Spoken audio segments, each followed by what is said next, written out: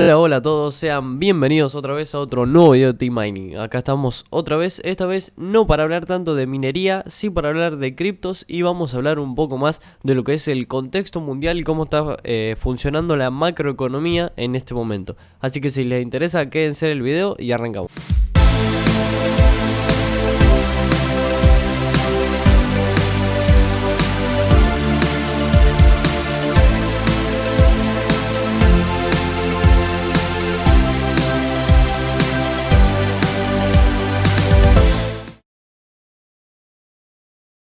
Primero que nada, vemos una actualización rápida de mercado. El rey, ahí lo ven, está minando todavía, lo tenemos ahí a full. Precios muy bajos estamos teniendo hoy a 16 de mayo, mi cumpleaños por cierto. Estamos teniendo precios muy bajos con Bitcoin en 29.800 dólares. Ethereum también rondando los 2.000 dólares. Precios muy base, podríamos decir que hace rato que no veíamos precios de que no veíamos de noviembre del año pasado. Buena oportunidad de compra y lo principal que me interesaba hablar en este video para comentarles, que yo creo que es algo que está pasando y que muy poca gente se está enterando de todo lo que está pasando a nivel macroeconómico. Y también vamos a hablar un poco, si nos da el tiempo, si no queda muy largo, de lo que pasó en el ecosistema cripto con Terra Luna y UST. Algo súper interesante, algo muy histórico que pasó en las cripto, que la verdad que vino a ser, como les dije, historia, algo insólito lo que pasó. Así que vamos a estar hablando un poquito de eso también. Si les parece arrancamos, tengo acá el machete, así que voy a estar medio vigilando de reojo. Me gustaría arrancar primero estableciendo cuáles son las potencias mundiales, podríamos decir, para arrancar ya desde cero, a hablar de cómo está la economía. Primero, tenemos Estados Unidos, como todos sabemos, el dólar es la moneda que se usa mundialmente, después del pacto que se hizo luego de la terminada la Segunda Guerra Mundial, que se pactó que el dólar iba a ser la moneda que se iba a utilizar para todas las transacciones internacionales. A este pacto se le llamó el SWIFT, denominado SWIFT, es decir, cualquier transacción que yo quiera hacer desde un país a otro en dólares pasa por este SWIFT que, digamos, regula y controla que todo esté ok. Segunda potencia, podríamos poner a China como segunda potencia mundial y a Rusia como tercera. Digamos, esos serían las tres primeras potencias. Se debate ahí el segundo y tercer puesto, pero más o menos sabemos que rondamos ahí. ¿Qué pasa? ¿Cuándo arranca todo esto? Primero que nada, arranca en el 2008, ya hace un tiempo, en el cual Rusia y China firman un acuerdo para tratar de eliminar el SWIFT. Quieren tratar de sacar a Estados Unidos como potencia y establecerse ellos como potencia, ¿no? Rusia, lo principal que tiene es la exportadora de energía. Es la principal exportadora de energía tanto a Europa como al mundo en general, pero mucho más en Europa. ¿Qué pasa? Se alía entonces China y Rusia desde el 2008 para sacar el SWIFT, para sacar a Estados Unidos como la principal potencia mundial. Podríamos decir que tiene el control del dólar. Rusia, cabe aclarar, gas, petróleo es lo principal que exporta como energía hacia Europa, que toda Europa depende en un 40% de las reservas de Rusia, de lo que exporta Rusia de gas, de petróleo. Así que por eso, con la guerra de Ucrania, que ahora vamos a ver más adelante qué es lo que está pasando, con la guerra de Ucrania se vino todo el aumento del petróleo y todo lo que está sucediendo. Entonces, Rusia la tenemos como la principal exportadora de energía, que es lo más importante que estamos teniendo hoy en día, la energía. Necesitamos energía para todo, para cualquier cosa se necesita energía. Así que tenemos por ahí, por ese lado, a Rusia como la principal exportadora de energía. Por el otro lado, tenemos a China, y China como la principal productora del mundo, podríamos decir. Sabemos que todo lo barato, toda la mano de obra barata, todos los bienes que se deben producir en cantidades enormes, van hacia China. China se encargó de tener una infraestructura, preparada para producir en masa. Ellos están preparados para producir en masa y a costes muy bajos. Entonces China se encarga de exportación. Exporta todo lo que pueda, todo lo que se pueda producir en masa, de eso se encarga China. Estados Unidos, por su parte, ¿de qué se encarga? De ser la moneda mundial. Estados Unidos, digamos, una vez que se firmó ese pacto de que se iba a hacer la moneda mundial de Estados Unidos, moneda mundial me refiero a la que se usa para las transacciones generalmente. Tampoco es que es la moneda mundial así oficialmente. Pero desde que Estados Unidos quedó como esa moneda mundial, como le decimos, fue como que Estados Unidos se cruzó de brazos. Se cruzó de brazos y dijo, bueno, yo con esto ya controlo el mundo, ya tengo poder, entonces ya no debo hacer más nada. Y en el trasfondo, Rusia y China comenzaron a trabajar para ellos ahora poder cambiar ese paradigma. Vamos por el lado de Rusia, si les parece, arrancamos por ese lado. Rusia. El 40% de Europa depende del petróleo y del gas que es importado de Rusia.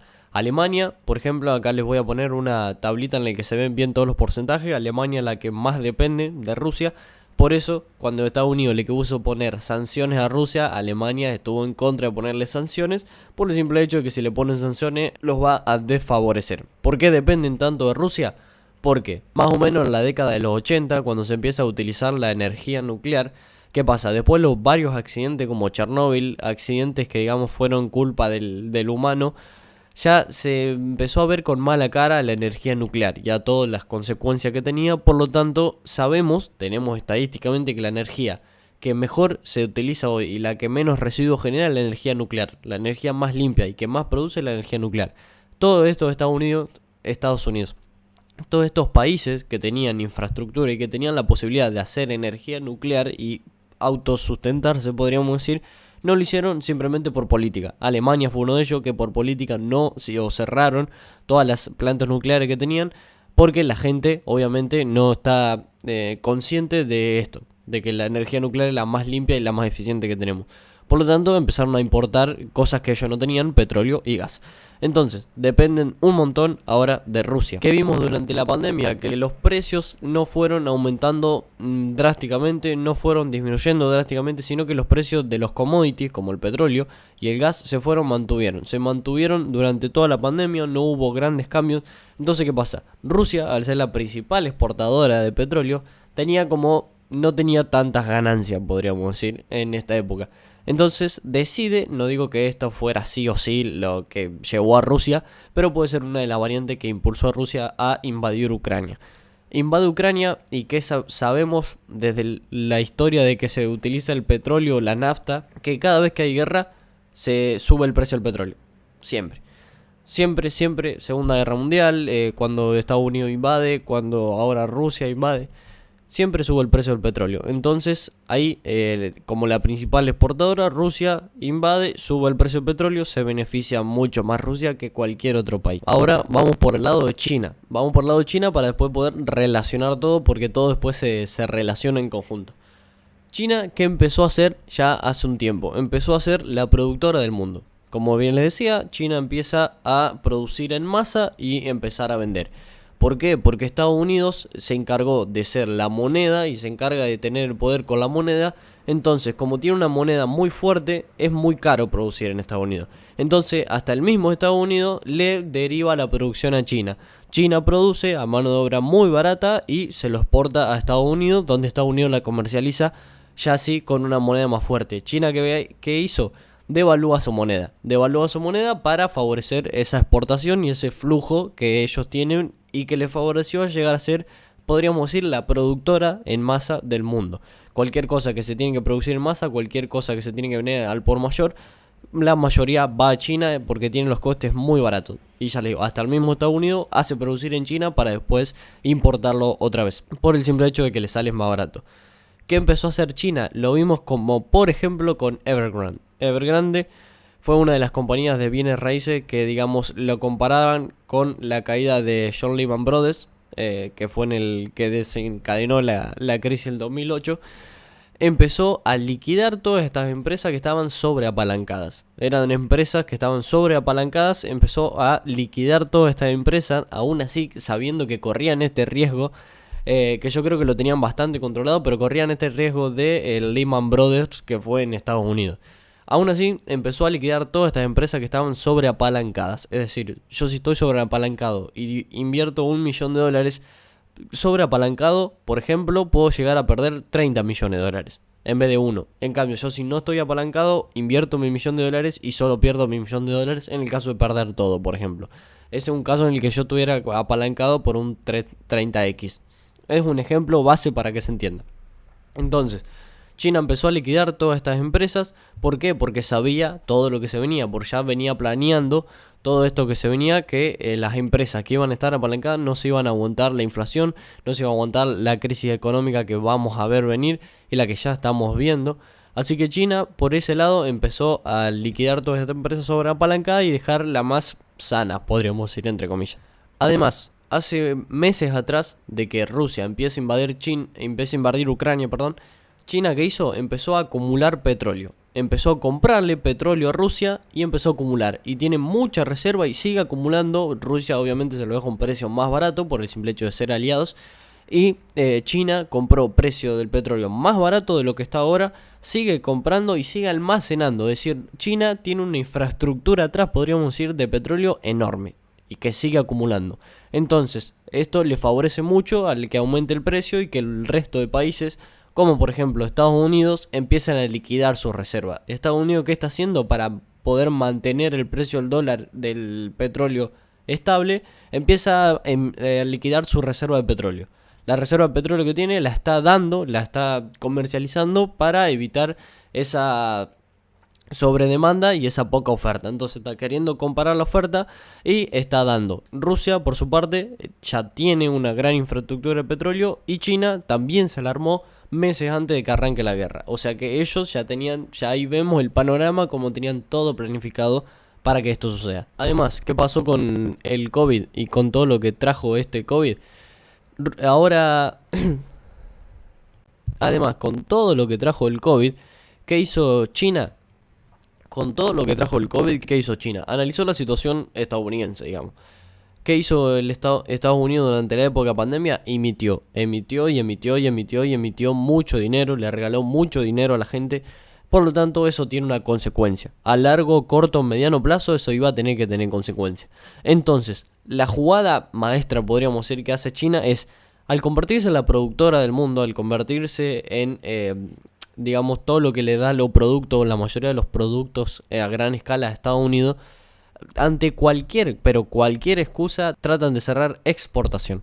China, hay 2 casos de COVID en una ciudad de 10.000 millones de habitantes y cierran exportación. Hay un caso de COVID y cierran exportación. Ante cualquier, digamos, excusa que ellos puedan llegar a tener, tratan de cerrar la exportación hacia Estados Unidos, tratan de cerrar la exportación hacia donde sea.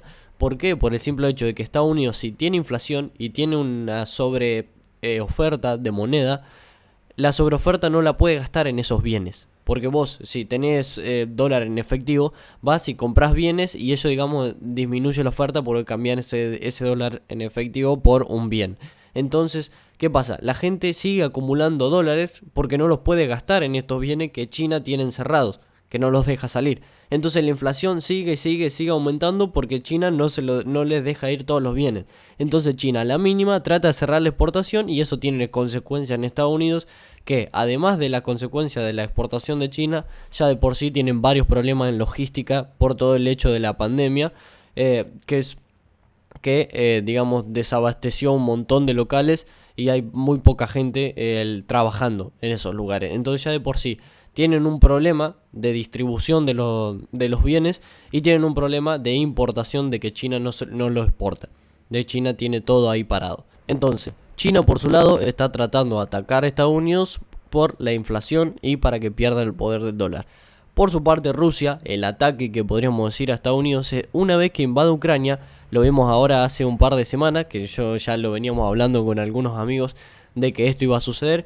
China, que dijo, yo no vendo más mi energía en dólares. Ya sabemos todo que el principal poder que tiene Estados Unidos es que tiene el dólar, que tiene la moneda más fuerte que podríamos decir del mundo o del comercio actual. Entonces tiene el poder también de aplicar sanciones con eso y que a los países, digamos, le es muy doloroso y por eso, digamos, Estados Unidos dice, bueno, no invadas porque te puedo aplicar sanciones. Rusia, ¿qué hizo? Invadió. Y aún así, si Estados Unidos le aplica sanciones, él dijo, bueno, si me aplica sanciones yo no vendo nada en dólares. Estamos hablando de la tercera economía que más exporta energía en el mundo. O sea, es muy importante. Así que Rusia le dijo, está bien, poneme sanciones, hacé lo que quieras, yo mi energía la voy a vender solamente en rublos, que es la moneda de Rusia, la moneda rusa. ¿Qué pasó con la moneda rusa? bajó, perdió como un 40% en una semana y a la semana siguiente lo recuperó, subió un 10% y está respaldada por el oro. Así que la moneda rusa está muy fuerte y ellos decidieron vender energía a Europa solamente en rublos. Entonces, ¿qué pasa? Todos los dólares, que se movían millones y millones de dólares por día, que se gastaban en esto, ya no se gastan más, porque Rusia directamente dicen yo no comercio con dólares, directamente comercio, ni tampoco con euros, comercio solamente con mis rublos. Entonces, ¿qué le pasa? A Estados Unidos le vuelve a ingresar todos estos millones y millones de dólares que estaban gastando, tanto Europa como ellos para comprarle a Rusia, le ingresan otra vez al país y eso hace que aumente más la oferta y eso hace que siga aumentando la inflación. Entonces Estados Unidos tiene el problema de Rusia, por su parte, de que ya no le aceptan los dólares, la venta de energía, que eso le genera más sobreoferta.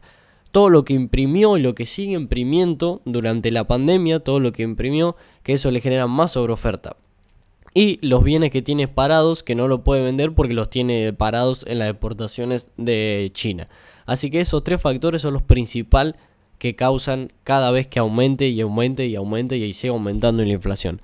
Entonces, si tenemos acá una moneda y una economía que la inflación aumenta cada vez más, y acá tenemos, por ejemplo, el rublo que está cada vez más fuerte y que la energía y los principales países solo comercian con el rublo, ¿qué va a pasar? Se va a caer el dólar y va a subir el rublo, o va a subir el yuan o alguna moneda de que estos países como China y Rusia quiera que suban.